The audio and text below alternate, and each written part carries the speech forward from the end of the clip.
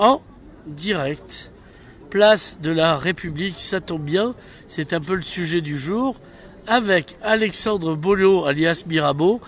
Nous sommes ici par la volonté du peuple, nous n'en sortirons que par la force des baïonnettes.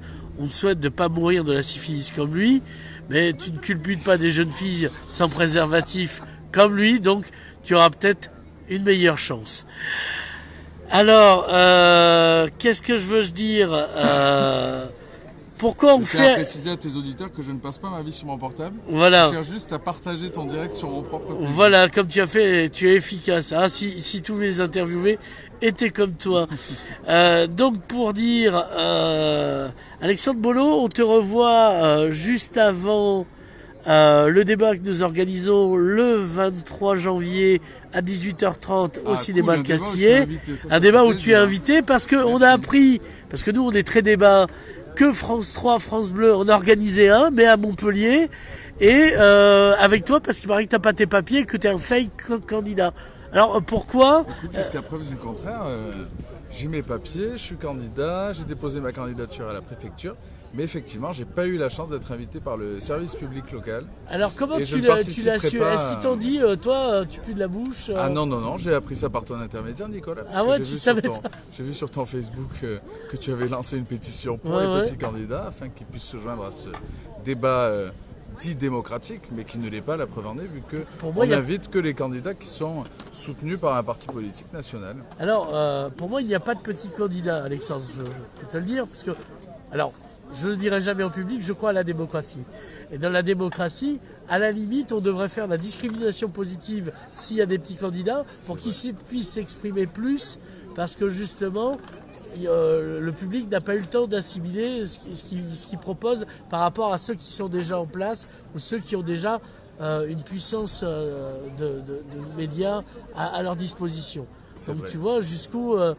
Alors, le problème, c'est il y a deux problèmes. Tu pourrais monter un CSA local. Il y a un problème. Alors, tu crois pas si bien dire. Je crois que tu as fait un peu de droit, il me semble. Un peu, oui. Et tu connais... On fait toujours trop de droit. Tu connais cette notion de continuité territoriale de l'État. Et donc là, c'est un cas patent de continuité territoriale de l'État pour ce qui est des services publics des médias. C'est ça. Moi, je trouve ça regrettable, effectivement, de mettre de côté les candidats indépendants. Au contraire, les mettre face à face avec les candidats nationaux, ça permettrait de confronter les idées, de confronter les personnalités et de faire en sorte que les auditeurs et les téléspectateurs se rendent compte de la différence entre ceux qui prônent, j'ai envie de dire, des vrais programmes d'intérêt local et ceux qui ne sont là que pour défendre leur petite carrière. D'accord. On ne donnera pas les noms. National ou régional. Voilà. Ouais. Alors, on ne donnera pas les noms, mais les gens les auront reconnus. Qu'est-ce que je veux dire? Est-ce que tu es juriste? Est-ce que justement, il n'y a pas moyen d'attaquer Alors non, effectivement, il n'y a aucun moyen d'attaquer cette décision du service public, en l'occurrence France 3 Pays Catalan, d'exclure d'office les candidats. On est en période de campagne ou pas le 27 puisque février. les règles du CSA sont très claires là-dessus, c'est-à-dire que à chaque fois qu'on donne la parole à des candidats aux élections locales, on a juste l'obligation de citer les autres candidats de manière écrite en sous-titrage et de manière vocale, si je peux le dire ainsi. Par conséquent, ça respecte tout à fait les règles. Aujourd'hui, les règles du CSA et les règles du